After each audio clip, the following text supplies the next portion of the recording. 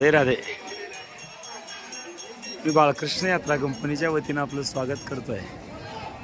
बाळकृष्ण यात्रा कंपनीच्या वतीनं निघालेली यात्रा आपली आता अशा ठिकाणी आलेली आहेत.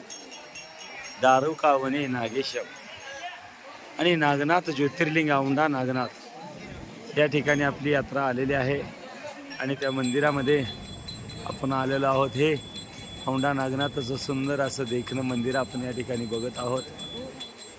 आणि या मंदिरामध्ये आपली यात्रा आलेली आहे, विसावलेली आहे, सुंदर असं. आणि हे मंदिर, ह्या मंदिरामध्ये 12 ज्योतिर्लिंगापैकी एक असणारं हे दारुका राक्षसिनीसाठी आणि तिला संपवण्यासाठी दारुका नावाची राक्षसिनी होती. एक जंगल वादळासारखी असणारी, जिकडं फिरल तिकडं ते असणारं वन फिरत होतं. अशी असणारी ती राक्षसी, आणि त्या राक्षसीला मारण्यासाठी भगवान शंकराने ज्योतिर्स्वरूपाने या ठिकाणी आपलं धारण करून त्या राक्षसिनीचा वध केलेलं हे पवित्र तीर्थक्षेत्र. आणि याच ठिकाणी आता आपली यात्रा आलेली आहेत.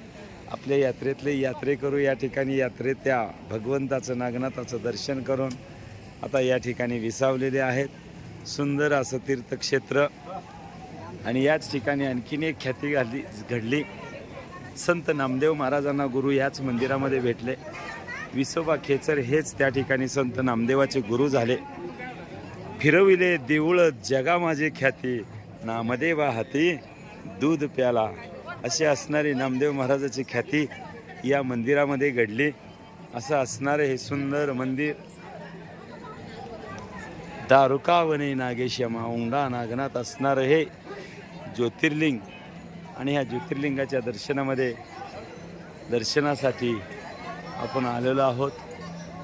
आणि हे सुंदर असं मंदिर, पूर्वी या मंदिराचं मुख आता पाहतो आहे आपण व्हिडिओमध्ये त्याच्या विरुद्ध दिशेला होतं.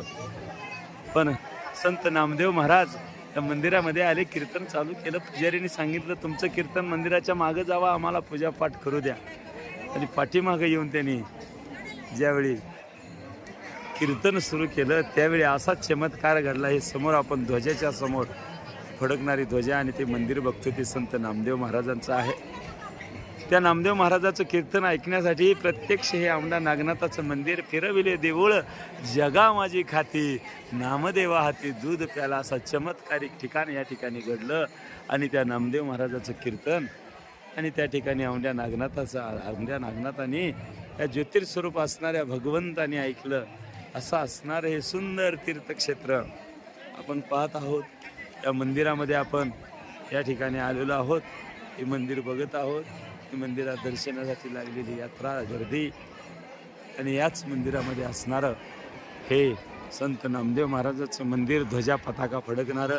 आणि त्याच्या समोर असणारं हे औंढा नागनाथाचं सुंदर ज्योतिर्स्वरूप असणारं हे 12 ज्योतिर्लिंगापैकी असणारं हे ज्योतिर्लिंग आपण या ठिकाणी बघत आहोत. अतिशय सुंदर नजारा, अप्रतिम असं दैदिप्यमान कलाकृती, हेमाडपंथी मंदिर. आणि ह्या मंदिराचं असणारं भव्य आणि दिव्य असं स्वरूप. आणि हे दर्शन करून या ठिकाणी बाळकृष्ण यात्रा कंपनीच्या वतीनं आलेले हे यात्रेकरू या ठिकाणी विसावलेले आहेत. आणि या ठिकाणी आनंद घेत आहेत. तो आनंद आपण या ठिकाणी बघू शकतोय. सुंदर असा नजारा, सुंदर असं दर्शन. आणि हे दर्शन करून हे यात्रेकरू आणि या ठिकाणी आलेले आहेत.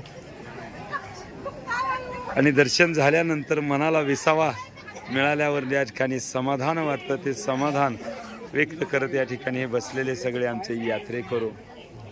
जाऊ देवाची या गावा, देव देईल विसावा, या उक्तीप्रमाणे हा विसावा घेऊन या ठिकाणी आता पुढच्या ज्योतिर्लिंगाच्या दर्शनासाठी सर्व यात्रेकरू निघणार आहेत. तत्पूर्वी काही भगिनी माता या ठिकाणी दिवा ज्योत लावून आपली एक तरी ज्योत शिवाच्या चरणी अर्पण करावी या उद्देशानं अट्टहास करत असतानाचं हे दृश्य आपण या ठिकाणी बघत आहोत. सुंदर असं दर्शन, सुंदर असा नजारा.